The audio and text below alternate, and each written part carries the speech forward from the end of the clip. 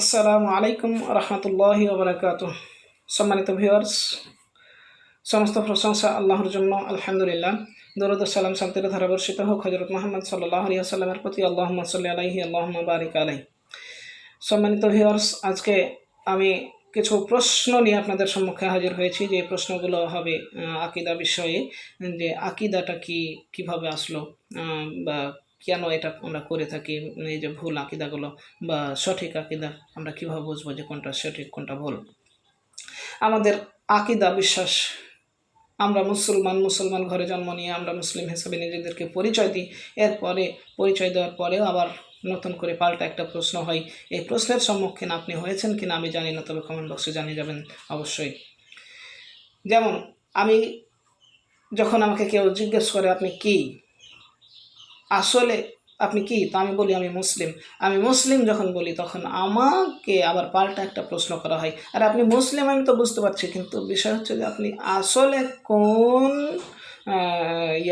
দলের, কোন ফেরকার, হানাফি, আহলে হাদিস, বেরলভী, হাম্বলি, মালিকি, কি? এই যে পাল্টা প্রশ্নটা, আমি মুসলিম হিসেবে পরিচয়, আমি মুসলিম এটা পরিচয় দেওয়ার পরেও আবার এই প্রশ্নটা কেন করা হয়, এটা কোন আকীদা? এবং আমাদের কারোর বিশ্বাস আল্লাহ পাক রব্বুল আলামিন আরশে আজিমে সমাসীন, আবার কারোর বিশ্বাস আল্লাহ সর্বত্র বিরাজমান। তাহলে আল্লাহ সর্বত্র বিরাজমান অথবা আল্লাহ আরশে সমাসীন, এই আকীদাটা বহুদিন থেকে চলে আসছে। আসুক, সঠিকটা আমরা আল্লাহ পাক রব্বুল আলামিন বোঝার তৌফিক দান করুন, আল্লাহুম্মা আমিন। এবং আপনার কাছে কোনটা সঠিক হয় আপনি সেটাও কমেন্ট বক্সে জানিয়ে যাবেন।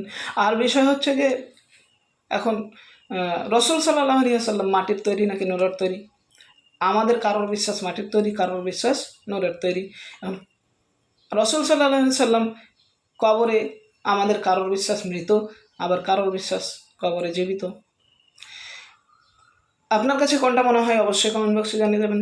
এখন সবচেয়ে বড় যে সমস্যা হলো, এই সবচেয়ে বড় সমস্যা হলো যে আল্লাহ তার একচ্ছত্র মালিকানা, একচ্ছত্র ক্ষমতা, আল্লাহ তার সব ক্ষমতা রাসূল সাল্লাল্লাহু আলাইহি সাল্লামকে দিয়ে গায়েব হয়ে গেলেন।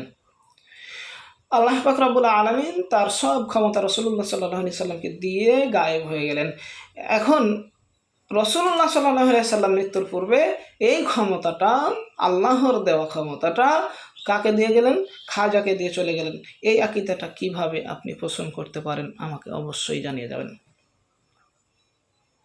অবশ্যই আমাকে জানিয়ে যাবেন যে এই আকীদাটা আপনি কীভাবে বিশ্বাস করতে পারেন, যে আল্লাহ তার একচ্ছত্র মালিকানা, একচ্ছত্র ক্ষমতা রাসূল সাল্লাল্লাহু আলাইহি সাল্লামকে বুঝিয়ে দিয়ে গায়েব হয়ে গেলেন। এটা তো কি হয়? পিতার ক্ষেত্রে পুত্রের হয়, পুত্রের ক্ষেত্রে পিতার যে কাজ, কি করে? পিতার সম্পত্তি আছে 10 বিঘা, সন্তানাদির মাঝে বন্টন করে দিয়ে চলে গেলেন। মৃত্যুর পূর্বে সন্তানদেরকে বন্টন করে দিয়ে গেলেন। এখন বিষয় হচ্ছে যে এই সম্পত্তিটা নিয়ে তার পিতার যে ক্ষমতা ছিল, ওই ক্ষমতাটা কিন্তু পুত্রেরা ধরে রাখে। গর্ব, অহংকার, দাপট, এই সেই আবিঝাবি ধরে রাখে। অনুরূপী রাসূল সাল্লাল্লাহু আলাইহি সাল্লামকে আল্লাহ পাক রব্বুল আলামিন তার একচ্ছত্র ক্ষমতার অধিকারী করে দিলেন। তাহলে রাসূল সাল্লাল্লাহু আলাইহি সাল্লাম তিনি ওই যে সূত্র অনুযায়ী, এখন সূত্র অনুযায়ী আমাকে বলতে হচ্ছে, আমি বাধ্য হচ্ছি নাউযুবিল্লাহ, যে তাহলে আল্লাহ পাক রব্বুল আলামিন মৃত্যুবরণ করার পরে রাসূল সাল্লাল্লাহু আলাইহি সাল্লাম আল্লাহর আসনটা গ্রহণ করলেন। এই আকীদাটা কিভাবে আমার হতে পারে, আপনার হতে পারে? আপনি আমাকে গালি দিচ্ছেন দেন, কিন্তু বলে যাবেন। আপনি আমাকে গালি দিচ্ছেন দেন, তবে বলে যাবেন, আমাকে আমার ভুল ভাঙিয়ে দিয়ে যাবেন। এবার রাসূল সাল্লাল্লাহু আলাইহি ওয়াসাল্লাম কি করলেন? মৃত্যুর পূর্বে, মরে যাওয়ার পূর্বে খাজাকে দিয়ে গেলেন। কাকে দিয়ে গেলেন? খাজাকে দিয়ে গেলেন। খাজা এবার এই রাজত্বটা নিয়ে, এই ক্ষমতাটা নিয়ে, ধন সম্পদগুলো নিয়ে একবারে গুচ্ছিত করে বুকের মাঝে রেখে কবরে শুয়ে আছেন আজমিরে। কিভাবে হয়? এই আকীদাটা আপনি কিভাবে বিশ্বাস করতে পারেন?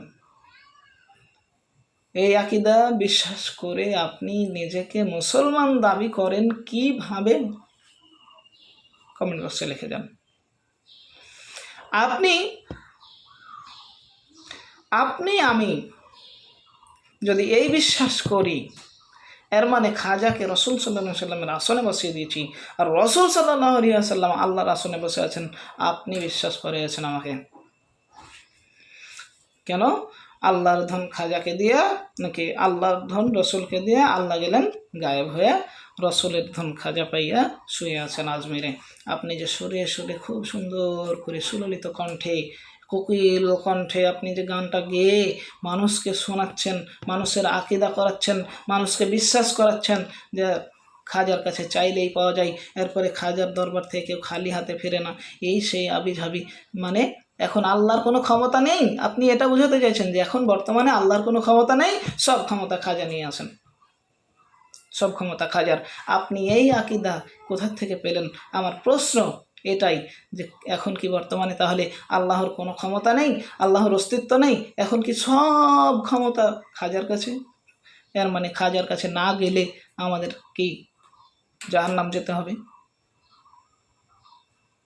আপনি আমাকে বিশ্বাস করাচ্ছেন, আপনি আমার আকীদায় এটা গেঁথে দিচ্ছেন, আমার মনের মধ্যে এটা গেঁথে দিতে চাইছেন যে আসলে খাজার কাছে না গেলে মুক্তি নাই। অথচ হাদিসে কি প্রমাণ নেই যে সেদিন সব নবীরাই নাফসি নাফসি করবে? কেবল মাত্র হযরত মুহাম্মদ সাল্লাল্লাহু আলাইহি ওয়াসাল্লাম ছাড়া। তো নাবী রসুলেরাই যদি নাফসি নাফসি নাফসি নাফসি করে, তাহলে খাজা কি, কোথাকার কি?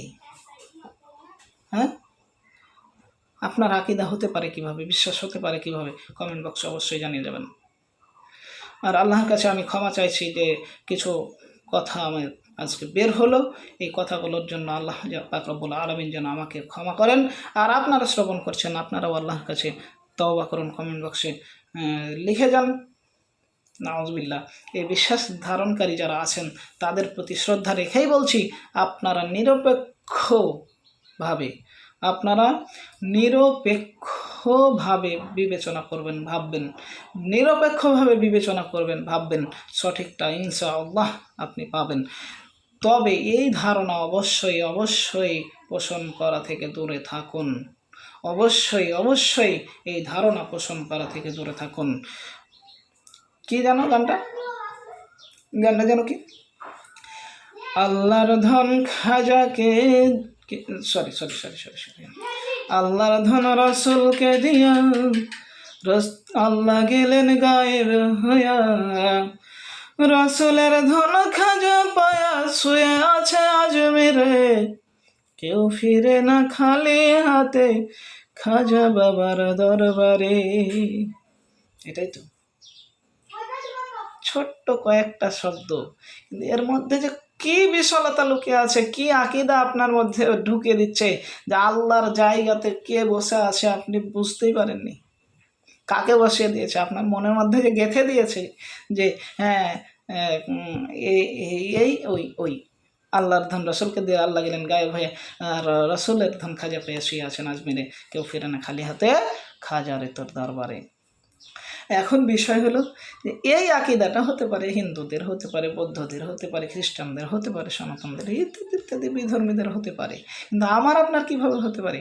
তাদের আকীদা বিশ্বাস হচ্ছে যে তাদের রব, তাদের প্রভু, তাদের আল্লাহ, তাদের সৃষ্টিকর্তা এই দুনিয়াতে এসেছেন, দুনিয়াতে জন্মগ্রহণ করেছেন কোনো মায়ের গর্ভে, কোনো পিতার সাহায্যে, এর পিতার দ্বারা কোনো মায়ের গর্ভে, এরপরে তিনি দুনিয়াতে চলাফেরা করেছেন, ছোট থেকে বড় হয়েছেন, বিবাহ করেছেন, সন্তানাদের জন্ম দিয়েছেন, ইত্যাদি ইত্যাদি। এরপরে বিভিন্নভাবে তারা মারা গেছেন, তাদেরকে মেরে ফেলা হয়েছে, কাউকে মেরে ফেলা হয়েছে, কাউকে ফাঁসি দেওয়া হয়েছে, কাউকে শুলিতে চড়ানো হয়েছে, কাউকে বিভিন্নভাবে অত্যাচার করে মৃত্যুর কোলে পাঠিয়ে দেওয়া হয়েছে, ইত্যাদি ইত্যাদি ইত্যাদি ইত্যাদিগুলো হতে পারে তাদের আকীদা, তাদের এই আকীদা আছে। কিন্তু এই আকীদাটাই আবার আমাদের মাঝে কীভাবে চলে আসলো